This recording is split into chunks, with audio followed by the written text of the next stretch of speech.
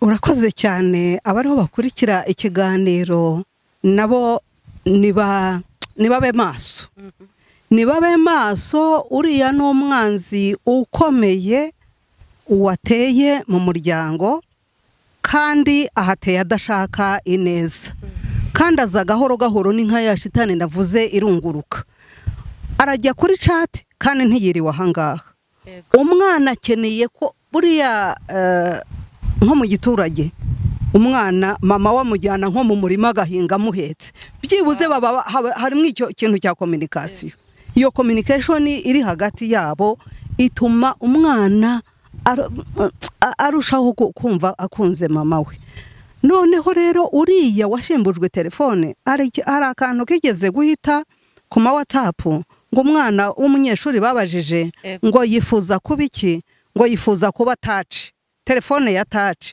ati bati kubera iki ati mama ntabwo ajya ahumeka yatayibonye aho ari hose aza ariyo abaza iyo agiye arayijyana izina aho akorera ajye simpazi iyo touch ni ukuvuga ngo ayiha keya irenze iyama umwana rero yaravuze iriya touch tuyimaraho umwanya munini ukamenya amakuru nanone biraza bitwegereza bari kure kurenza bari hafi uramenya amakuru yabo musengana ariko ntuzi uko umwana yiriwe uramenya amakuru yabereye muri Amerika ngo Trump byagenze gute utazi ko umwana wawe yaguye kandi yaraje kukuramutsa wenda kubwira yuko banamutumye iki niki tugomba rero kugerageza kuba maso ndetse bishobotse hari ibintu abantu basigaye baribagiwe igihe cy'umuryango uzi ko basigaye batanasangira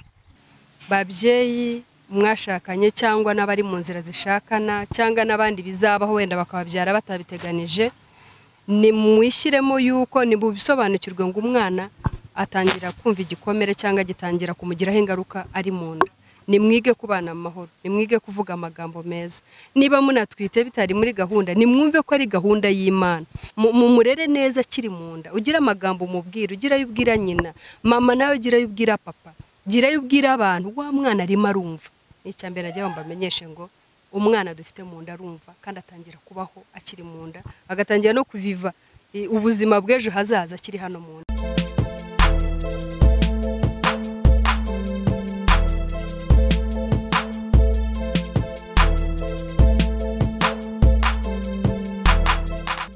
Twongeye kubasuhuza mwese bakunze ibiganiro by'inkingi y'umuryango dushimiye Imana ko ikomeje kuturinda turizera ko n'aba followers bacu mwese muri amahoro ndumva nta message y'igikuba yari yangeraho shimye Imana ko ikomeje kuturindira igihugu shimye Imana ko ikomeje kutubera Imana ijoro n'amanywa muri iki gihe kitoroshe isi yugarijwe n'ubwoba isi yugarijwe n'imfu za hato na hato Imana ishimwe kuko jewe nawe tukira amahoro abatakaje ababo namwe Imana ibomora igikomere Imana y'amahoro ibane namwe mukomere niko kwisi bimeze haba igihe cyo kuvuka n'igihe cyo gutaha ngo igihe cyose cyagenewe igihe cyacyo nibiba byoroshye ariko Imana ibashoboze. Uyu ni wa munsi rero tugira ikiganiro cy'umuryango aho buri munsi tuba dufite isanganyamatsiko tuza kuvugaho kandi buri munsi mba nabazaniye abatumirwa baba bafite uduseke badufunikiye nk'uko mubireba rero murabona ko uyu munsi ndi kumwe n'ababyeyi beza cyane ndagira ngo wenda umwe wese ari butwibwire ndahera kuri uyu mubyeyi mwiza cyane mubona wambaye kanzu y'ubururu abanza twibwire amazina ye ndahaturutse n'icyakora murakoze Elise ndabashuhuje n'undi mutumirwa ndetse n'inshuti za channel yawe inkingi y'umuryango nitwa Nsira Mukarubuga ndi umubyeyi ndi umujyanama mu by'ihungabana ndetse n'inkunzi y'amahoro. Arakoze cyane Nsira Mukarubuga mwamwumvisha ati ndetse ndi n'inkunzi y'amahoro. Reka twakira undi mubyeyi mwiza cyane uri hano iruhande rwanjye nawe asuhuze abadukurikiye anabibwira. Murakoze Elise shimiye amahirwe mwaduhaye kugira ngo natwe dushobore kuganira kuri channel yawe y'inkingi y'umuryango Imana iguha umugisha. Nitwa Umuganwa Jori cyangwa Jori ndi umubyeyi w'abana 4 ndi rwiyemezamirimo numva araho nagarukira murakoze.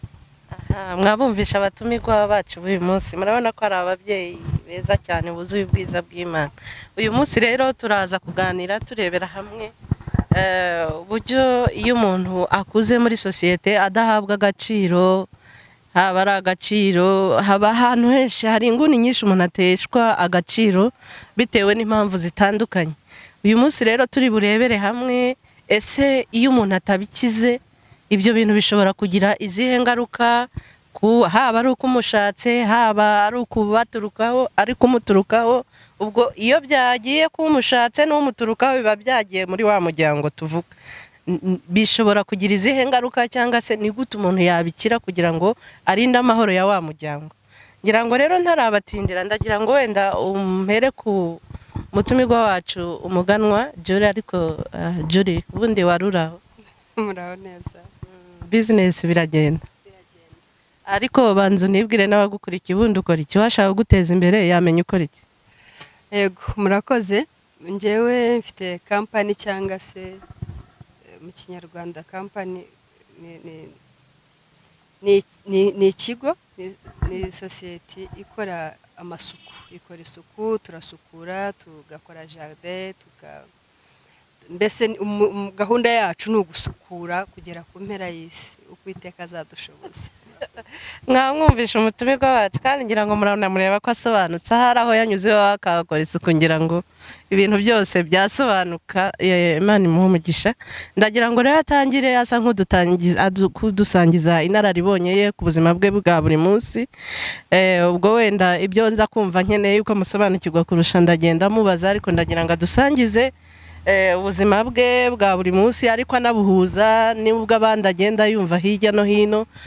Turebera hamwe n'iki gishobora gukorwa kugira ngo ibikomere bye kuba uruhererekane mu muryango, uko twemera ko umutima ukomeretse urakomeretse kandi umuntu wese ukomeretse ntatanga umusaruro ukwiriye. Juri rero uyu mwanya ni uwanyu, Imana ibahe umugisha. Murakoze cyane. Iki ni ikiganiro cyiza cyane mwatekereje, Imana ibahera umugisha. Igikomere ni ikintu kibi cyane cyo tubonye ko gifite ingaruka, ari ku mwana, ari ku mubyeyi, ari ku mugabo se hazashakira cyangwa umugore, ari muri sosiyete. Igikomere ni ikintu kibi cyane gituma ubuzima bw'umuntu bwahinduka bushobora kuba bubi mu gihe cyadashoboye kugikontorora, mbese kukirusha imbaraga mu mitekerereze n'imyitwarire, mbese kuba yadesida akavuga ati jewe ndashaka gutsinda iki gikomere. Rero iyo adafite izo mbaraga ntagire Imana muri we, igikomere ni ikintu kibi cyane.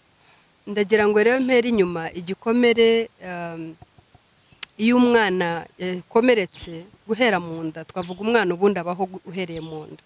Umwana rero icya gihe cyo umutwite ari mu nda, hari igikomere nawe ashobora kuhagirira. Cya gikomere kikazakura kigakura kikagera aho kimuteza ibibazo byinshi cyane.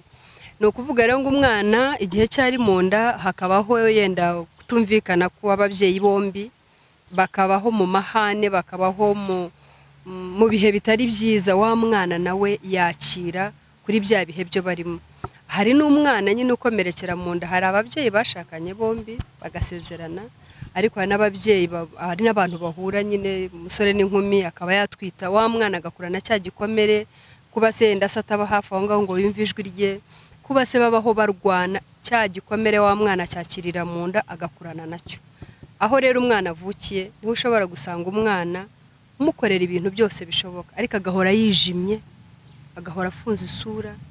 Ahakura uko agenda akura ukabona nta gahunda afite na bagenzi be, arigunga niko ngira mu kinyarwanda babyita.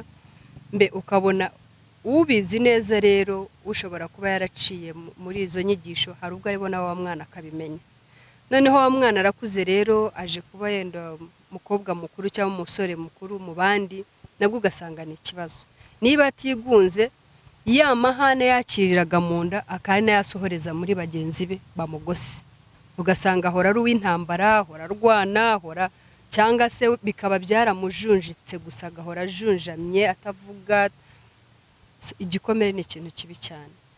Hakabaho rero nubwo nanone akomeje akagikurana, akaba yagishakana ari umugabo, akaba umugabo agifite cyangwa umugore, ugasanga n'ubundi cya gikomere kiragiye kigeze muri rwa rugo rwe, kigeze se mu kazi aho akorera, kigeze muri make igikomere, ugasanga niwe mbe navuga ko wa muntu arabura hakaboneka igikomere, akari cyo kigaragara. Igikomere ni ikintu kibi cyane. Noneho ubwo navuga mu buzima busanzwe, nibwo nari ndimo mvuga muri rusange ukuntu bimera. Rero mwavuze ngo nge mbasangize ku buzima bwanjye ku byerekeye igikomere. Nkanjye ahantu twavukiye mu buzima bwo umwana acecekeshwa, atagombye kuvuga, atagombye kwi-expressinga, ubwo nabyita ko kuba yagaragaza icyo atekereza, uko yumva ibintu akorewe cyangwa abajije. Kuba umwana yakwigaragaza uwo ari we, akaba yagaragaza amarangamutima ye, akaba yagaragaza ikimurimo, akaba yagira icyo avuga bigatuma umuri hafi agira icyo amumarira. Twe rero ahantu twakuriye twakuze tubwirwa ngo ceceka, ntube wavuga, noneho bikaza kuvamo ko n'icyo wifuza utakivuga, ugaceceka, kandi mu by'ukuri yenda byakakugiriye umumaro uvuze. Noneho twakuze gutyo rero, wowe ukabwirwa ko ugombye guceceka, niba ari inama wakagiye ntabwo wemerewe gutanga inama, uri umwana urashyanutse, niryo jambo ababyeyi benshi bakunda gukoresha, ukajya ushyanuka wa mwana we. Bitandukanye n'umwana w'uyu munsi. Umwana w'uyu munsi yavuze uravuga ngo yes, uriya mwana ni umuhanga, arasobanutse. Yajya mu ijambo ry'Imana yarisobanura ari umwana muto, mbega umwana w'umuhanga. Igihe cyacu rero ntabwo ibyo bintu byari bihari, ntabwo wari wemerewe kuvuga. Ni ishyano, wabaga ukoze ishyano, wabaga ushanutse. Uwo ni umwana wa kera w'ibihe, ngira ngo nko guhera kuri generasiyo yanjye usubiye inyuma, nuko umwana yakuze atyo, abwirwa ceceka, ntugashyanuke, ntukajye uvuga mu bantu, ukanabitozwa. Umubyeyi akagushyira uruhande akagutoza ati mwana wanjye rero, abantu niba bicaye ntukabajye hagati ngo ugire icyo uvuga. Abantu niba bateranye ntukagire ubwo ugaragaza kuzi ibintu cyane, ntukigire mu rundi rurimi babyita kwigira na jyuwa, uzi ibintu byinshi. No, ugiceceka. Dukura gutyo, ariko nyine hakaba ubwo umwana yivukira, kugera nk'uyu munsi nakabaye ntavuga ndiyo kubera ukuntu nakuze, hako je nisanze ariko nivukiye mvuga. Nkavuga nkumvura iruhande ashimye ibyo mvuga bikangirira umumaro. Ako nanjye mu nyuma, mu myaka y'inyuma byigeze bingiraho ingaruka. Ubwo hari igihe cyo nigeze kubana n'umwe muri bene wacu, noneho najya kujya ku ishuri wakabazi ngo mfashwa n'undi muntu nanone mwene wacu. Noneho we ni akumva ko ibintu bya pocket money, aja de poche, sinzi ukuntu mu Kinyarwanda byakora, amafaranga bajya baha abana bafasha mu tuntu duto ku ishuri. Exactly. Amafaranga mato umwana ahabwa atangirana ishuri afite, nakumva ko nyahabwa n'undi. Kubera iki? Sinzi kuvuga, ndacecetse, niko natojwe. Nkahaguruka nkajya ku ishuri, hari utuntu yenda tumwe na tumwe ntafite, kubera kutamenya kwivugira ngo mbisabe ntariko nta mavuta mfite yanshiranye. Niba uyafite, niba utayafite, kubera ko watojwe guceceka ntiba wabivuga. Urumva rero ni ingaruka zikomeye ziturutse ukuntu umuntu aba yarakuze. Rero sinzi niba nakomerezaho, wenda rero kugira taza gufata umwanya munini cyane, na Sira nawaza kugira icyo avuga kuri byinshi muvuze. Muri bikeya nagiye nganiraho namwe, haraho muvuga ati hari ubwo umuntu yabaga mu miryango ntafatwe neza, ku buryo ndanashatse umutware wanjye hari ubwo yambwiraga neza nkamukanurira amaso nkamubaza ngo subiramwo uvuze ngo iki, ati nkagira ngo ikintu avuze kiramucitse. Nkagira ngo kubera kutamenyera ko hari umuntu ushobora kukubwira neza, hari umuntu ushobora kwapresiya, kuba yashima icyo ukoze, uko wambaye, uko icyemezo wafashe. Ati hari ubwo rero umutware wanjye yambwiraga neza ati akabona kose arankomerekeje. Ngaho ibaze gukomeretswa n'umuntu ubwiwe neza. Ibyo byose Jolly byari byarakomotse kuki? Ese we ntacyo byamukomeretsagaho iyo yabonaga guhereza urukundo akabona urikanze, uramwereka yuko ari haraguha ibintu atakabaye aguha kandi biri mu nshingano ze. Ibyo byari byarakomotse kuki? Imana igomba murakoze ngira ngo ibiganiro tujya tugirana tukabivuga gutyo akenshi bituruka n'ababyeyi tuba twaganiriye bakampa ayo makuru ariko jye ku bwanjye nkuhaye nka témoignage cyangwa ubuhamya njyewe nafashe gahunda ibyo nakuriyemo byose ndiyemeza icya mbere nagize Yesu muri jyewe nakiriye Yesu nk'umwami n'umukiza mfite imyaka 10 uyu munsi ngira ngo ko ntabwo nayivuga ubu ngubu ni myinshi cyane noneho kuva icyo gihe nkura nibaza ibyo bintu byo ncamo gutyo kandi nakubwiye ngo umwana arivukira nisanze narivukiye noneho giye mfata umwanzuro hamwe na Yesu nshoboza ko dushobozwa byose na Kristo hamwe n'umwanzuro mwiza nifatiye mfata umwanzuro ko giye nkwiye kubaho bitandukanye ko nishaka umugabo wanjye tutagombye kubana mu nduru zo nakuze mbona mu bandi babyeyi kumwana wanjye ntazakura mucecekesha mupfinyagaza mu ntekereza no kwifata imyanzuro no kuvuga amarangamutima ye so no kuvuga ngo njyewe nta ngaruka zikomeye cyane byangizeho ariko ingaruka of course ntabwo zijya zibura hari ubwo nyine nkuko wikanga ubonye kwitayeho cyane uvuga ati ko se ibintu byo nakuriyemo ko ibintu bitigeze bibaho uyu muntu buri yaribeshye niko azahora nuko dutangiye gusa azaguma atya nyuma bizahinduka tureka ntegereze sege nuko twabanye mbona atangiye ibyo bintu byiza cyane nanjye nkumva birankanze kako se ntacyo nkongera nkikandagira bavuga ntiyenda birashoboka ko ejo bundi nawe bizahinduka ariko imyaka 14 tumaranye n'uyu munsi ari telefone nkweretse ama message tuba twani ubona nka hari bwo tukibana noneho rero nawe icyamufashije nuko ibyo bikomere bitangizeho izo ngaruka nini cyane kubera umwanzuro nifatiye nk'umuntu kubera nanone agakiza kari muri je na Yesu Kristo uri muri jewe ushoboza kuko ubundi njyana nabigana havuga nti uretse Imana naho ubundi ukuntu nakuze aba ariko mbanye n'umugabo uyu munsi rwarasenyutse aba ariko ndera abana banje uyu munsi wakabaye yohingukaho ukabibona koko hariho ingaruka zabagezeho z'ubuzima bwanjye ariko nkubwije ukuri kubera Imana muri jewe n'umwanzuro nifatiye ngo ntabwo ibyambayeho nyuma bikwiye kuza ngo bibe ingaruka ku rugo rwanjye cyangwa ku bana banje niko bimeze turi amahoro cyane Imana ishimwe cyane mwumvise Jolly ko amaze imyaka 14 yubatse ntugire ngo ni umugeni w'ejo navuga ngo wa mutware ntiyigeze ahinduka utagira ngo utavaho umusubiza ati yo mbafi mba nkubwiye ngo itonde haracyari kare urumva ko iyo myaka atari mikeya ariko wenda twihuta agira ngo njye kuri ansira nawe hari umuntu ushobora kuvuga ati noneho wowe rero wemera yuko umwana wese ashanuka icyo atekereje akivuga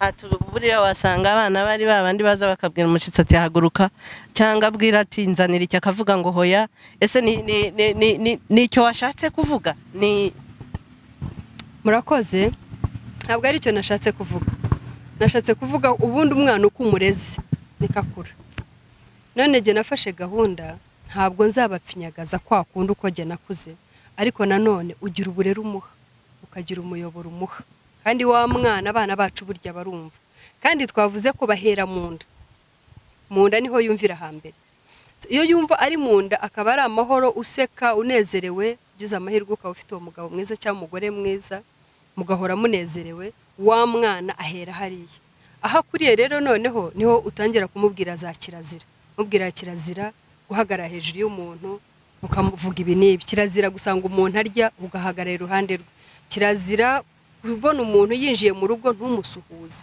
kirazira usanga umuntu yicaye kwambwira ngo yangu haguruka ngo intebe ni ya papa ni ugomba kuhicara ngo cyangwa ni ya mama cyangwa ni iyanjye we nta burenganzira kirazira babana bawe rero cyangwa nanjye abanje biterwa n'uburere wabahaye nk'abanje rero cyangwa nabundi najya inama ngo buryo uko umwana umureze nikakura umwana rero umureze umutoza ko kizira kutavuga n'ibyo kurya mu kanwa kizira kutarya uhagaze kizira kudahagarara iruhande rw'umuntu ufungura kizira kuvuga amagambo yari yose imbere y'abantu noneho rero abanje bo akarusho kajya kabamo habaho no kuba narabatoje k'Imana ahari hose mureba yaba asinziriye yaba yicaye amagambo avugana na bagenzi be kw'Imana mureba kwaba kwiye kwitondera cyane ikintu kibi cyo yakora Imana iramubona ni mami ahatari cyangwa dadi na anti na anko n'abandi, Imana ibihari. Ako kantu baragatoye, usanga iyo akoze akantu gato ahita agira icyo akavuga ngo Mana umbabarire, Yesu Kristo mbabarira, Mwuka Wera mbabarire. Akantu baragatoye ukureza umwana. Rero ntabwo navuga ngo tubarere oya, ahubwo tubatoze, tubaha umuco bo gufinyagazwa, ariko bavuga amarangamutima, ariko nanone bagire aho bagomba guhagararira. Arakoze cyane umuganwa Jolly. Jolly uko twumvishe we aravuga ati imikurire nagize nta ngaruka nini cyane wenda yangizeho, nubwo dusigisigi twangezeho, kandi hari icyemezo nabifasheho ko bitagomba kuba uruhererekane mu bankomokaho. Icyo wenda turaza kukigarukaho, ariko hari icyo nshaka kubaza umutumirwa wacu Ansir. Yavuze ati ndi umujyanama mu ihungabana. Ansira, uyu munsi sosiyete nyarwanda ifite ikibazo gikomeye, cyangwa isi muri rusange, aho nshatse nakoresha imvugo ikakaye kugira ngo umuntu yumve uburemere bwabyo, aho umuntu adatekereza cyane agaciro k'uyu muntu umukomotsemo, kuko tubaye tugibiha agaciro, hari ibintu bimwe uyu munsi turi kubona tutabona cyane. Umuntu anatwita ntatekereze ko atwite, ntiyibaze uyu muntu ntwite ndashaka ko azaba umuntu ki, ndifuza kuzasiga uwuhe murage mu gihugu cy'abantu bankomotsemo. Umuntu agatwita nk'adatekereza ikintu kimuri mu nda, akazabyara nk'adatekereza impamvu abyaye, n'icyo atekereza kuri uyu muntu, icyo agomba kubaka muri uyu muntu. Noneho ugasanga uhereye no muri ya makimbirane ari mu ngo, uko mugwanye, uko mushwanye, hari n'igihe na wa mwana atangira gutukwa akiri mu nda, ati ubwo urankangisha ngo uratwite, ni wowe wa mbere utwaye inda se? Azavuke cyangwa abyihorere, uwo ni umwana uri kumva uri mu nda. Noneho agakurira muri za nduru. Hari n'igihe ababyeyi batandukana, hari n'igihe abona ababanye nk'uko Jolly yabivuze, hari n'abahura bagakundana bakisanganye n'uwo mwana yavuyemo, donc yabakomotseho, ariko ntibabyumvikaneho ku bana kwabo uburyo bazarera uwo mwana. Umwana agakura yumva kwa nyirasenge batamukeneye, kwa nyina wabo se badashaka kumwumva kubera uburyo yaje, kuko ngira ngo iriya mihango yose ko uyu mwana kivuka, iyo baje guhemba, iyo muganwa abyaye, famiye ikaza guhemba, umwana babibona yuko bamwishimiye, amagambo bavuga kirasa na muganwa cyangwa se arasa na papa we simbizi, urumva mana we azagira imico nk'iya. Ayo magambo yose umwana babwirwa, ngira ngo hari agaciro abamuha kuva mu bwana bwe, nk'uko umuganwa Jolly yavuze. Noneho nyuma yo kuvuka gutyo, umwana yavuga ati kijya mu gikari, yabaza ati mama kuki ureba papa gutyo, papa kuki ubwiye mama gutyo, ati tikizi kushanuka gusa, subira hariya. None ejo yaza kuvuga ati wenda papa kubera iki ejo wabwiye mama nabi, aho kugira ngo wenda wige kubigarura, ati wenda narinaniwe ariko mbabarira, kugira ngo umwereke ko cya kintu atari ko cyakabaye cyagenze, ukongera ukamwuka iyindi nabi. Ese Ansira, umwana ukuza abwirwa cyo, tuze no wenda reka twibande ku mwana, umuntu wese ukuze ajya kwiyerekana icyo atekereza, gusohora amarangamutima bagahora asubizwa hasi, ese uwo mwana bishobora kumugiraho izihe ngaruka? Numara kutubwira ingaruka uraza no kuduha n'umuti. Imana igumugisha. Murakoze cyane. Nagira ngo mpere kuri uwo muntu ukomeretsa abandi, we yakuze ate?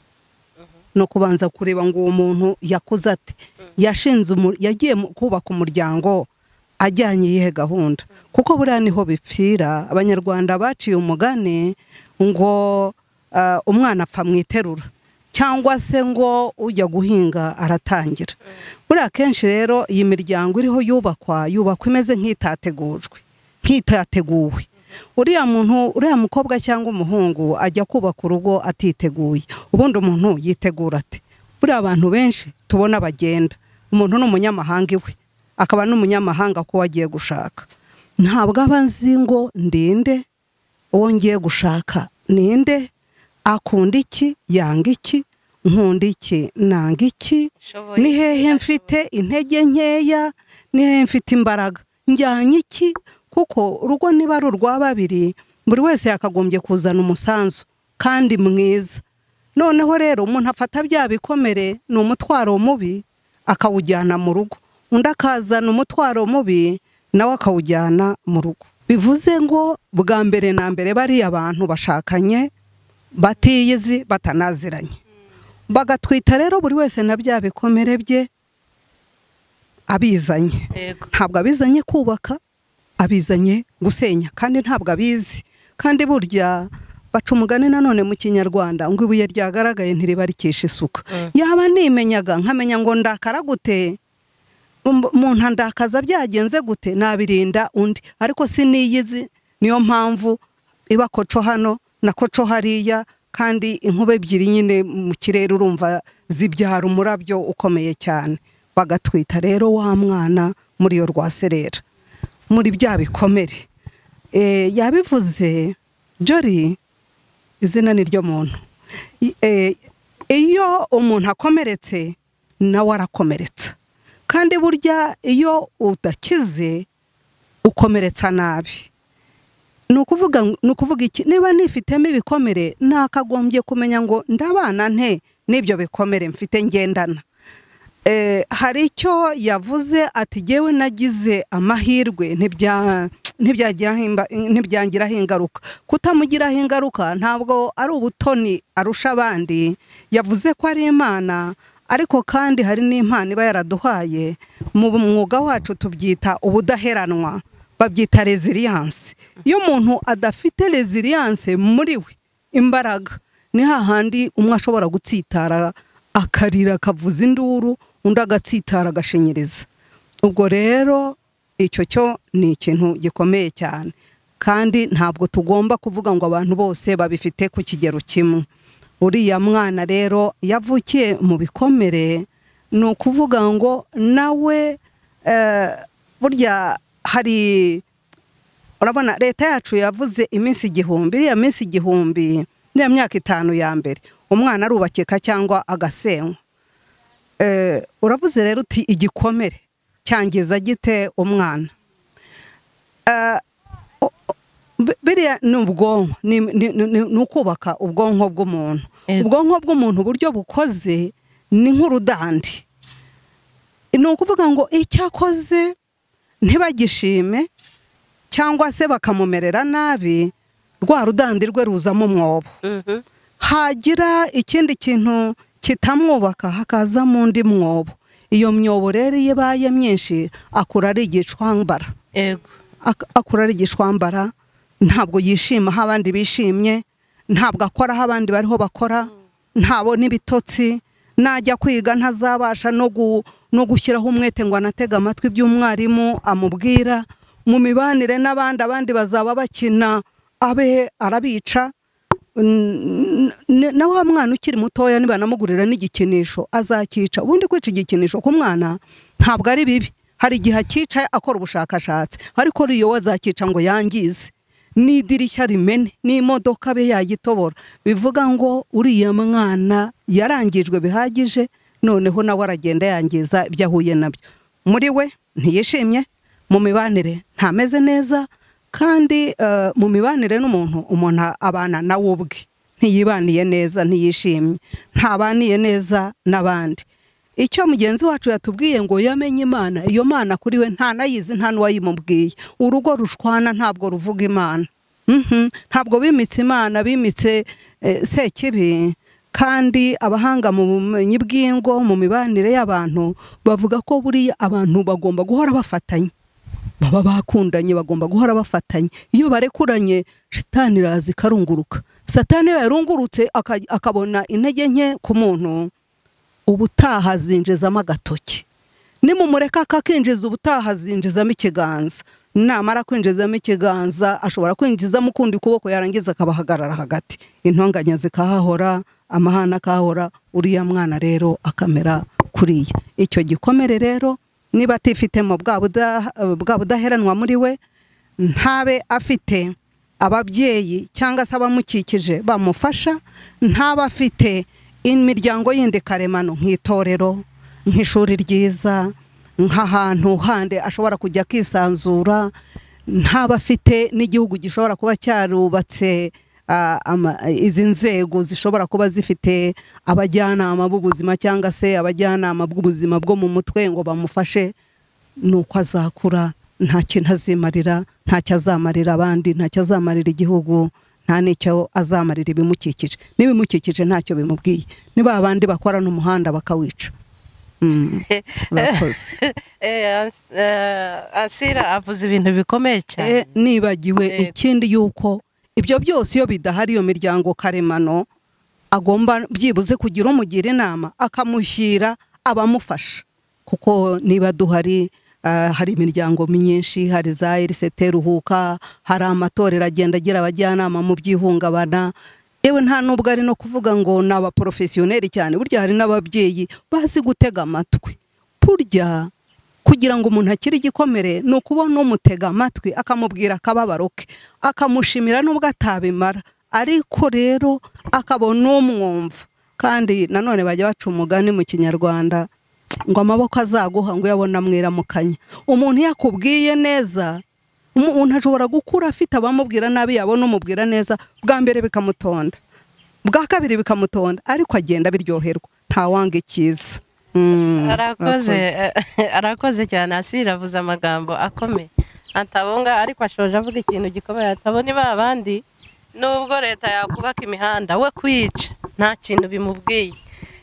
Nkuye muri byinshi uvuze, ngira ngo uwo muntu aba afite ikintu ari harekarama mu bantu, nko kuvuga ati mu ndebe, ni mubanze mu ndebe munyiteho. Abatabaza muri make, yagize Imana abona umutabara, iyo atamubonye nyine arakomeza akangiza, nawe akaziyangiza, baraniyahura. Mu gihe sosiyete nyarwanda umuntu uri uwo twakwita uri komplike, uteza ibibazo mu bantu, turamuhunga.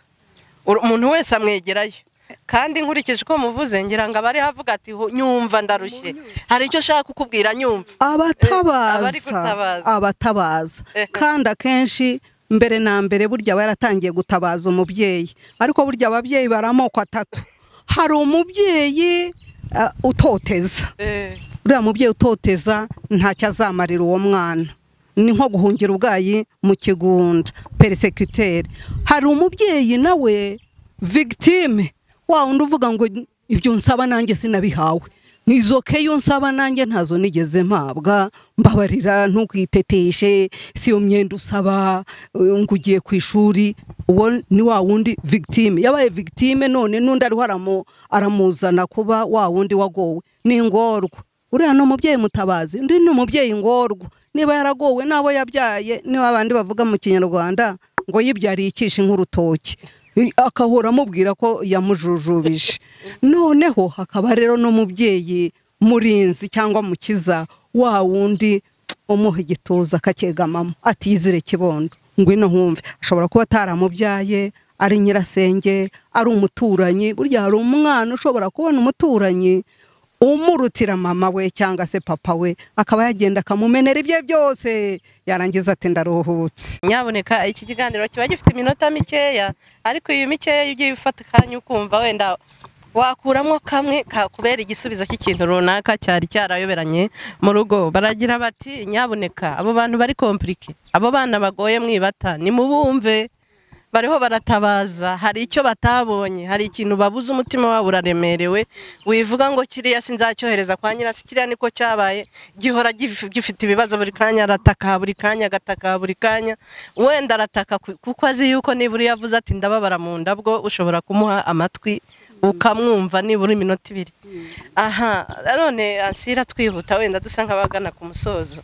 Uyu munsi hari ikibazo giyeho ubwanjye nanarije, ngira ngo mbarize ababyeyi benshi bataraha, ariko reka jewe nkibaze nkanjye uhagaze ku musozi w'umuryango nibarize. Uyu munsi hari ikibazo gikomeye cya za telefone, akazi kenshi, amashuri, iki, aho usanga umubyeyi agera mu rugo ananiwe, akana kakaza kiruka kamwurira, yahagera ati supesiyoza, ndaterura uyu mwana ndenaniriwe.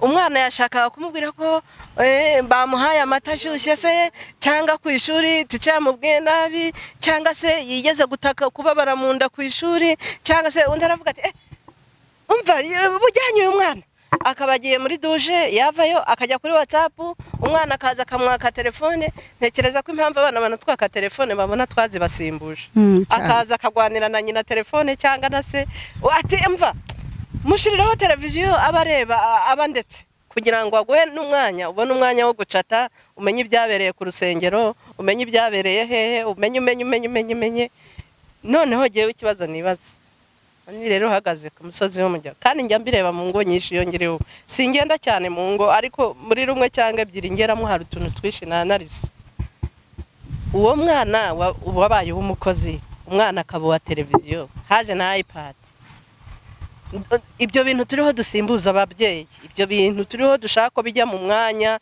w'ababyeyi bishobora kuzagira izihe ngaruka mu myaka iri imbere kuri generation iravuka asi. Urakoze cyane abariho bakurikira ikiganiro nabo nibabe maso nibabe maso uriya n'umwanzi ukomeye wateye mu muryango kandi ahateye adashaka ineza kandi aza gahoro gahoro n'inka ya shitani ndavuze irunguruka arajya kuri chat kandi ntiyiriwe ahangaha umwana akeneye ko buriya nko mu giturage umwana mama wamujyana nko mu murima gahinga muhetse byibuze baba harimo icyo kintu cya communication iyo communication iri hagati yabo ituma umwana arushaho kumva akunze mama we noneho rero uriya washimbujwe telefone ari akantu kigeze guhita ku ma WhatsApp ngo umwana w'umunyeshuri babajije ngo yifuza kuba iki ngo yifuza kuba touch telefone ya touch ati bati kubera iki ati mama ntabwo ajya ahumeka yatayibonye aho ari hose aza ariyo abaza iyo agiye arayijyana izina aho akorera agiye simpazi iyo touch ni ukuvuga ngo ayiha keya irenze iyama umwana rero yaravuze iriya touch tuyimaraho umwanya munini ukamenya amakuru nanone biraza bitwegereza bari kure kurenza bari hafi uramenya amakuru yabo musengana ariko ntuzi uko umwana yiriwe uramenya amakuru yabereye muri Amerika ngo Trump byagenze gute utazi ko umwana wawe yaguye kandi yaraje kukuramutsa wenda kubwira yuko banamutumye iki niki tugomba rero kugerageza kuba maso ndetse bishobotse hari ibintu abantu basigaye baribagiwe igihe cy'umuryango uzi ko basigaye batanasangira cyangwa banasangira bagasangira umwe ari kuri telefone twakagombye kumenya ngo mu muryango wacu ndetse n'abakurikiye icano yawe byibuze bamenye ngo wa mushinga ukomeye w'umuryango wabo kuko urugo nabyo navuze ko ari ishuri ryiza kandi umuntu yiga kuzageza ashaje bakagombye kumenya ngo nuwuhe mwanya duha umuryango wacu nuwuhe mwanya w'ibiganiro ese tuganira iki tuganira ibyubaka tuganira aho twakomeretsanyije kugira ngo dusabane imbabazi tuganira kugira ngo abana badutinyuke tuganira kugira ngo tumenye inshuti zacu nziza tumenye n'uburyo tubanye nazo tuganira ku buryo twubaka umuryango wacu ni ukuvuga ngo mu gihe dufite tugerageze kumenya ngo iri koranabuhanga buri wese arihe umwanya waryo ariko umwana we ni ntasimburwa ese ansi reka dukore vuba vuba iminota isa nk'iyatujyanye ariko reka mbaze mu mwanya w'umubyeyi wumvisha ikiganiro akumva hari aho yakomerekeje umwana hari aho atitwaye neza ese ababyeyi hajya bajya basaba abana imbabazi ubigarura ute kugira ngo ugarure wa mwana Imana ibamugisha urakoze cyane dufite umuco utuma abantu bibwira ngo gusaba imbabazi n'ubugwari byagera ku bapapa byo bikaba ibindi ariko n'abamama basigaye barabyize ubundi gusaba imbabazi niba binamugora basi nashaka akantu bakina uzi umwana wakinnye n'umubyeyi bimugwa neza batajyaga bakina ushobora kumubwira ati maze iminsi rwose tudakina zana akagapira kawe dukine bagakina barangiza ati twicare turuhuke rero ejo bundi nakubwiye nabi ejo bundi wansabye akenda sinakaguha ariko buriya sinari mfite amafaranga sinanabikubwiye none nagira ngo ngusabe imbabazi urambabariye akamenya ko amubabariye umwana bizamugwa neza ntabwo bizamugwa neza gusa ariko bizanamutoza nawe yuko naba yakosheje asaba imbabazi uwo ari we wese badufashe rero arakoze cyane Ansira umuganywa Jolly gira ijambo ritoya usigira ababyeyi bari kudukurikira uyu munsi batari bazi ko bakomeretsa abana babo batari bazi yuko igikomere kiburuhererekane niba dukunda u Rwanda rwacu niba dukunda isi ni ngombwa ngo twubaka abantu badakomeretse kugira ngo ibyo twubaka bizubakike Jolly umubyeyi ugukurikiye uyu munsi ni irihe jambo wamubwira nyuma y'ibyo umujyanama mu mitekerereze atubwiye ku bana wongeyeho nawe n'ibyo uzi n'ibyo ureba n'ibyo watubwiye Imana igumugisha murakoze cyane mubyeyi Ansira ndamushimiye cyane avuze ibintu bikomeye cyane kandi mu by'ukuri tubyitayeho kenshi bibaho ni ibintu byo tubona hirya no hino mu miryango uba waragiriye ubuntu we ntibikubeho cyane ni ubuntu bw'Imana nk'uko twabivuga kuva mbere inama rero nasiga ngiye icya mbere na mbere twabonye ko umwana akomerekera mu nda babyeyi mwashakanye cyangwa n'abari mu nzira zishakana cyangwa n'abandi bizabaho wenda bakababyara batabiteganije ni mwishyiremo yuko ni bubisobanukirwe ngo umwana atangira kumva igikomere cyangwa gitangira kumugiraho ingaruka ari mu nda ni mwige kubana amahoro ni mwige kuvuga amagambo meza niba munatwite bitari muri gahunda ni mwumve ko ari gahunda y'Imana ngenge nemera ko burya niba nyine ari ukubera ubukristo muri jewe nemera ko nta kintu nk'icyo ngicyo kibaho Imana itabishatse wa mwana Imana itarahisemo ngo azavuke kuri Elize ntabwo yavuka kuri bo rero no kuvuga ngo wa mwana reka tubanze tumenye ngo igeno ry'Imana ntacyo warusimbuza wa mwana rero banza umwishimire banza umubwira amagambo mubane neza murere neza kiri mu nda ugira amagambo umubwira ugira yubwira nyina mama nawe ugira yubwira papa gira yubwira abantu wa mwana arimo arumva icya mbere ajya bamenyeshe ngo umwana dufite mu nda arumva kandi atangira kubaho akiri mu nda agatangira no kuviva ubuzima bw'ejo hazaza akiri hano mu nda icya kabiri nagiraga inama ababyeyi nanone kumenya kwita umwana neza mwumvise ko ababyeyi banjye banyise umuganwa Jolly umuganwa ni umuntu w'amahoro ni umuntu uganwa na buri muntu ni umuntu wo bagezeho yumva aruhutse shima Imana ko izina banyise ryavuyemo kuba uwo ndiwe nkunze kugira abantu inama abonduta abanduta nkumva umuntu angezeho kumva ejo arakwereka ko yangezeho koko araruhuka rero babyeyi tumenye kwita abana neza Jolly ni akantu keza ni akantu gashimishije mbishimira Imana ko abo turi kumwe muvise na mubyeyi Ansira ko yapresiye ababyeyi ko twita abana bacu neza nayo burya ni message kandi mugirira umumaro cyangwa nayo ikamutera ikindi gikomere nzamurera nzamwita kuze nzagira ayo ni amazina azonga umwana akamukomeretsa akazakurana nabyo noneho ikindi nanone najyaga inama nitwige kujera cyangwa se ku managing cyangwa se twige gufata imyanzuro myiza uvuga uti ibyambayeho bibi ndumva jye mfashe umwanzuro ko bitagombye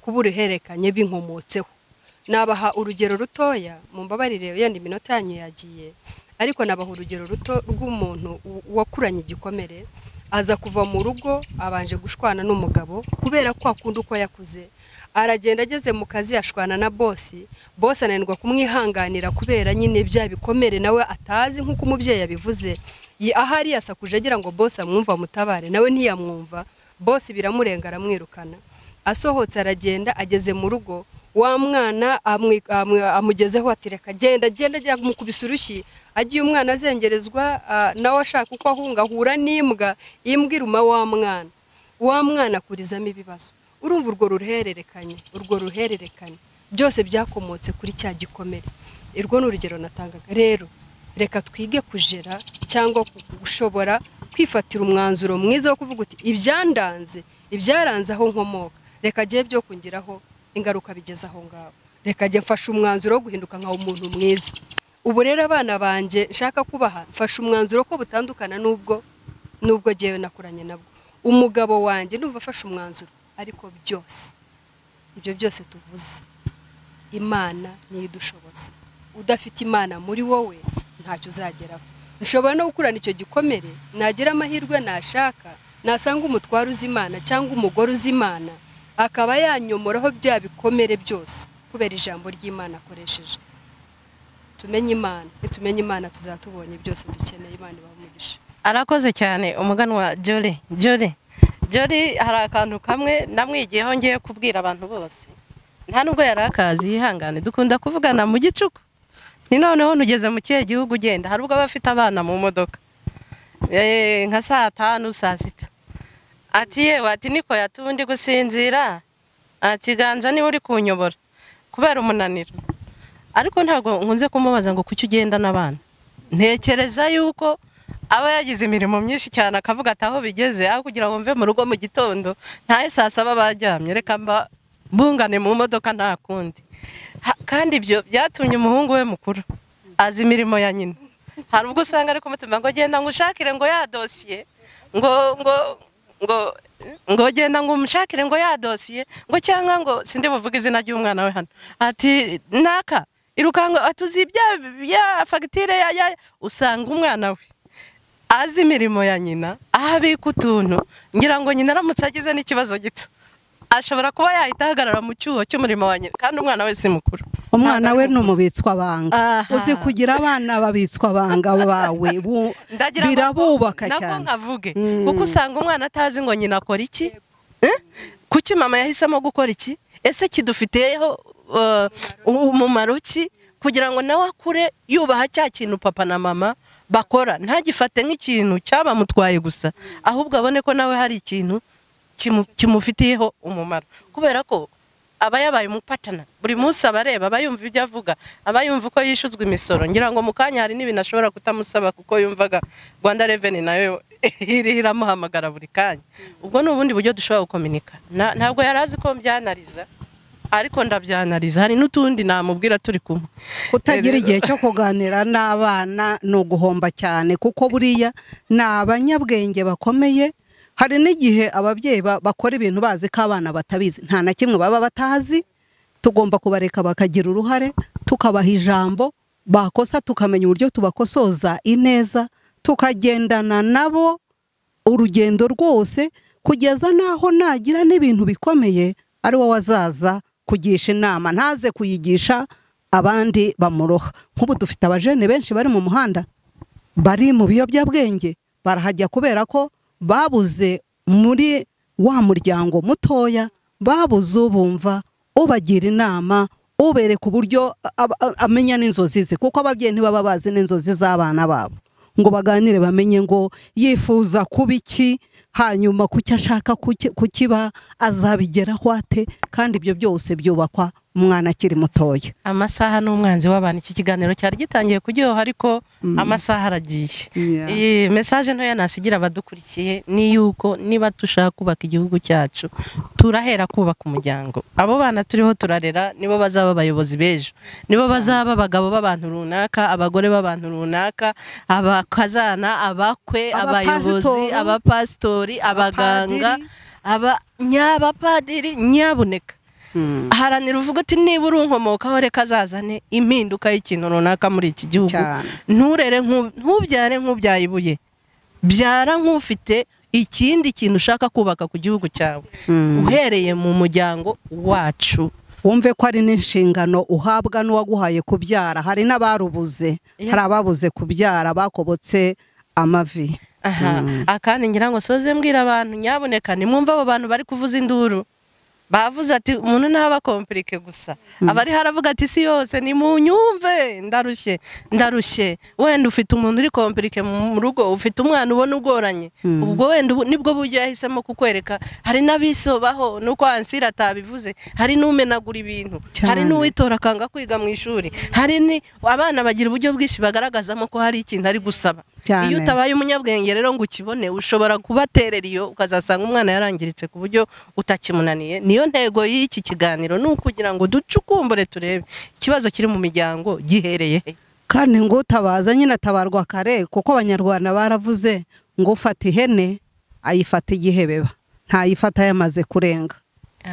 turashoje rero ufite icyifuzo cyangwa igitekerezo cyangwa wifuza kubonana n'umwe muri aba bantu wazaduha message kuri nimero iri muri ekran muzayibona cyangwa 0788350413 ushobora kuvuga ati umuganwa ndagushaka umbwira ukuntu huza akazi kawe keshi Jori ntajya yicara atiruka niyo muhuye ahita kubwira ibijyanye n'akazi agukuramwe umukiriya cyangwa akagukuramwe umujyanama nubwo mwahagarana iminota 2 ubihuza utakazi kawe n'umuryango wawe byose kugira ngo nukuri ari mu bantu nzi bagira akazi.